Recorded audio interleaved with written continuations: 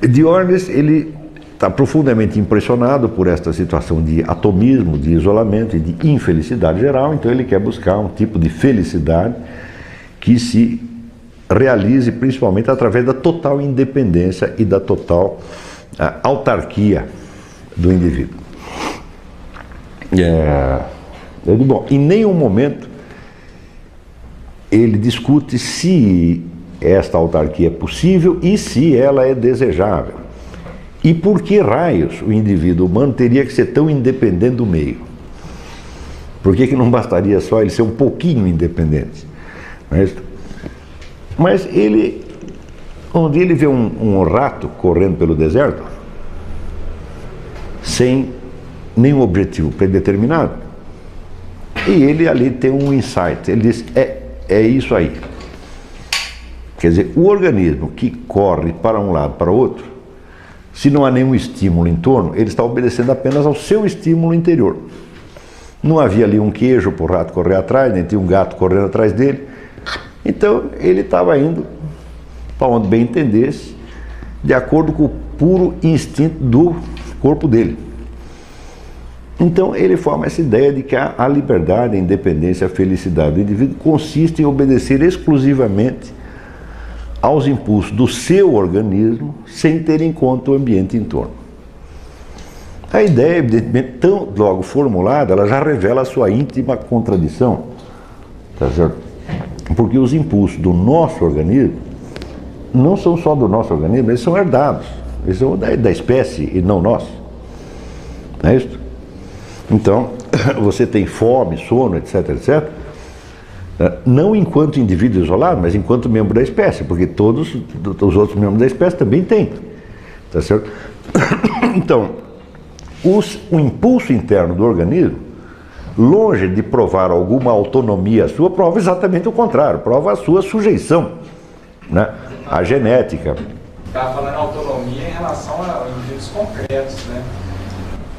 Não, a todo o meio em torno.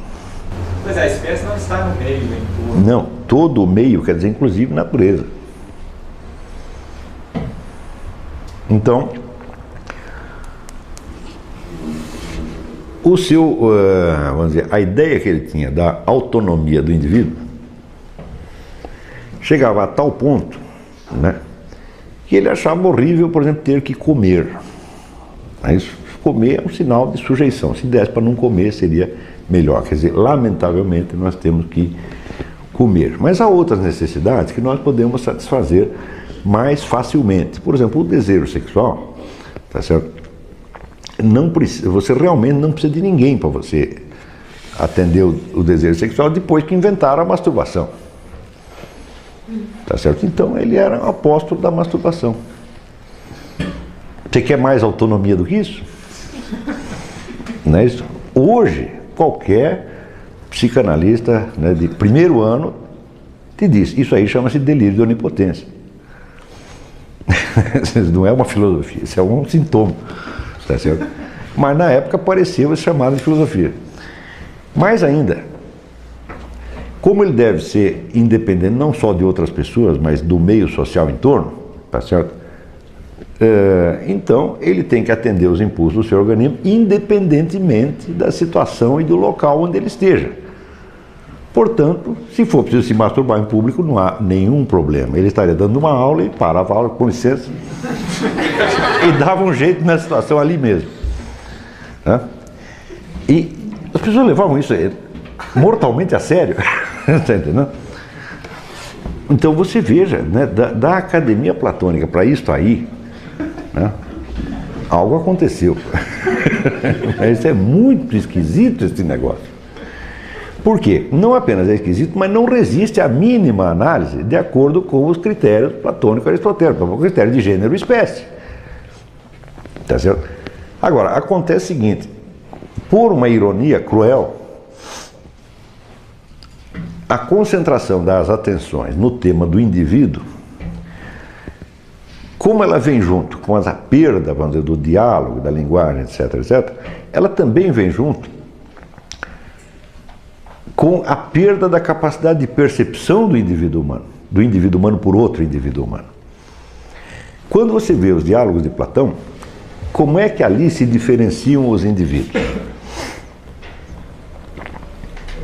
Cada um tem uma história, tem um nome, tem uma história. Seu fulano é filho do fulano, ele teve na guerra em tal lugar, ele é rico, ele é pobre, papapá, tem uma história, tem uma biografia. Não é isso? Então isso quer dizer que, embora nem Platão nem Aristóteles tenham trabalhado o tema da individualidade, que só vai aparecer filosoficamente muito mais tarde, já aparece ali intuitivamente a noção de que a individualidade humana não se constitui somente da distinção espacial entre dois organismos, dois corpos no espaço. Mas há uma distinção de história, uma distinção individualizada, biográfica. Pois essa distinção no tempo de Diógenes se perde. Então, o indivíduo que esses filósofos buscam já não é o indivíduo no sentido biográfico, mas é o indivíduo no sentido realmente atomístico, de unidade, vamos dizer, fisiológica. Está compreendendo?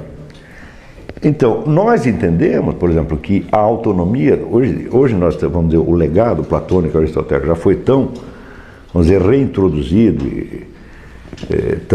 fez raízes tão profundas na nossa cultura, e depois ainda foi acrescentada a dimensão histórica e psicológica, etc., etc., que nós entendemos facilmente e quase que intuitivamente que uma verdadeira autonomia individual consiste em você realizar uma vida, um projeto de vida, você conseguir chegar onde você quer, apesar da resistência do ambiente. E nós entendemos que, vamos dizer, a autarquia fisiológica não tem absolutamente nada a ver com isso. Não é isso? Nós entendemos, por exemplo, que o indivíduo ser capaz de não comer não o tornará mais livre nem mais autônomo que ninguém. Porque isso vai dar um trabalho miserável, não é isso? E no fim você vai dizer, mas foi só isso que você fez? O que você fez durante a vida? Eu não comi. Essa é a realização da sua vida. Né? Isso nos parece uma piada sinistra, não é isso? Então nós entendemos que existem indivíduos mais livres e outros menos livres. E os mais livres nós entendemos aqueles que conseguiram realizar a vida que queriam. Não é isso? E não simplesmente deixar de comer ou ficar correndo para cá para lá como um rato. Quer dizer, a ideia de que você obedecer ao impulso imediato do seu organismo é liberdade em relação ao meio, nos parece uma ideia idiota, porque nós entendemos que esses impulsos não são a nossa individualidade, mas são a herança genética, são a espécie humana. Não é isso? Tanto que esses impulsos se modificam muito ao longo da sua vida sem que você perca a sua individualidade. Não é isso? A fome, você nunca vai ter tanta fome quanto na adolescência.